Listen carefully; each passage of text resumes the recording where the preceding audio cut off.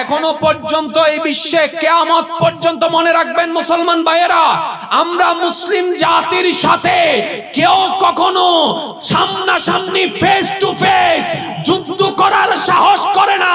এবার তাদেরকে প্রশ্ন করা হলো, পারমাণবিক আপনাদের হাতে আছে, বোমা আপনাদের হাতে আছে, AK-47 আপনাদের হাতে আছে, স্নাইপার আপনাদের হাতে আছে, মুসলমানকে গুপ্তভাবে হামলা করো কেন?